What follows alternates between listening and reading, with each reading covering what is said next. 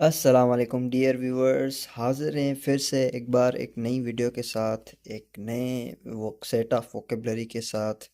आज की इस वीडियो में हम जो वोकेबलरी डिस्कस करने जा रहे हैं उसका नाम है number 6 from the book brush up your English by set इनाम। और आज का हमारा जो टॉपिक है वो है नो योर डॉक्टर्स, यानी कि इस सेट ऑफ वोकेबलरी में हम ये देखेंगे कि किस डॉक्टर को इंग्लिश में क्या कहा जाता है। इससे आप अपनी जो ना मेडिकल साइड हो गई या जो आपकी प्रोफेशनलिज्म से रिलेटेड जो वर्ड्स हैं, स्पेशली मेडिसिन फील्ड के अंदर, डॉक्टरी के अंदर, उनमें आप जो भी ऑलमोस्ट डॉक्टर्स वगैरह होते हैं उनके आज हम पढ़ेंगे कि किस डॉक्टर को क्या कहा जाता है। ये आपको हेल्प करेगा अपनी वोकेबलरी बिल्डिंग के अंदर, सी एस एस ऐसे के अंदर, और भी बहुत सारी चीज़ों में हेल्प कर सकता है। आज का हमारा जो पहला वर्ड है वो है कार्डियोलॉजिस्ट। ये बड़ा बेसिक सा नाम है, आप मोस्ट ऑफ जो आप व्यूअर्स होंगे उन्होंने सुना होगा ये वर्ड ज़रूर, कार्डियोलॉजिस्ट। कार्डियोलॉजिस्ट किसको कहते हैं? अगर इसको नहीं पता तो मैं बता देता हूँ। Cardiologist the one who specialises in heart disease. जो हार्ट डिजीज़ का स्पेशलिस्ट होता है उनको हम कहते हैं कि he is the cardiologist. Okay, उसके बाद नेक्स्ट आता है डर्मेटोलॉजिस्ट। अच्छा, आपने सुना होगा कभी कभार बंदों को स्किन डिजीज़ होती हैं, स्किन के अंदर प्रॉब्लम्स आते हैं, तो उसके लिए जो डॉक्टर्स होते हैं उन्हें हम कहते हैं dermatologist. Say for example, if some of you have is having a skin disease problem, so I may say you that please consult with a dermatologist. Okay, now there हमारा जो थर्ड वर्ड है वो है endocrinologist. अच्छा, अब ये जो doctor होता है ये किस चीज़ के अंदर महारत रखता है? ये जो होता है एंडोक्राइन सिस्टम के अंदर महारत रखता है।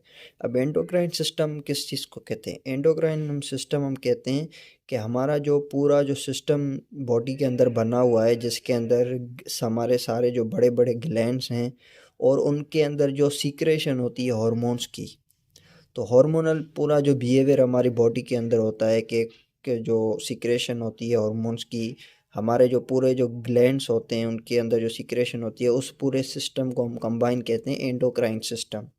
एंडोक्राइन सिस्टम से अगर कोई भी इशू आ रहा है या उसमें आपको कोई डिजीज़ आ गई है तो उसके लिए आप कंसल्ट कर सकते हो एंडोक्रिनोलॉजिस्ट को। ठीक है। नॉर्मली ऐसा प्रॉब्लम्स आते भी हैं कि भाई हार्मोनल इशू हो गया, हार्मोनल सिक्रेशन इशू हो गया, तो उसके लिए एंडोक्रिनोलॉजिस्ट होते हैं। Okay, fourth one is gerontologist. Gerontologist वो डॉक्टर्स होते हैं जो स्पेशलाइज करते हैं ओल्ड एज डिजीज़ के अंदर, क्योंकि जब बंदा बूढ़ा हो जाता है तो डिफरेंट डिफरेंट डिजीज़ सामने आती हैं, तो उनको हम कहते हैं ओल्ड एज डिजीज़ या डॉट एज डिजीज़। तो उसके लिए जो स्पेशलिस्ट होते हैं उनको हम कहते हैं जेरेंटोलॉजिस्ट। उसके बाद अगर कोई ऐसा डॉक्टर है जो कि फीमेल डिजीज़ के अंदर महारत रखता है तो उसको हम कहते हैं गायनोकोलॉजिस्ट। ये वर्ड भी आपने सुना होगा। उसके बाद न्यूरोलॉजिस्ट। न्यूरोलॉजिस्ट जो होता है वो नर्व डिजीज़ का स्पेशलिस्ट होता है। नर्व डिजीज़ का मतलब ये होता है कि हमारा जो नर्वस सिस्टम होता है, जिसके अंदर हमारा ब्रेन होता है, पूरी बॉडी की नर्व्स होती हैं, स्पाइनल कॉर्ड होता है, हमारा जो पूरा नर्वस सिस्टम है जो कि वर्क करता है, अगर उसके अंदर कोई भी इशू आ जाता है नर्वस सिस्टम के अंदर तो उसके लिए क्या होता है? न्यूरोलॉजिस्ट होता है जो कि इन डिजीज़ को सॉल्व करता है। उसके बाद ophthalmologist. Ophthalmologist the one who specialises in eye diseases. ठीक है, अगर आई में कोई मसला है तो you may consult with an ophthalmologist. उसके बाद otologist. Otologist the one who specialises in ear diseases. उसके बाद नोज डिजीज के लिए कौन सा है? राइनोलॉजिस्ट।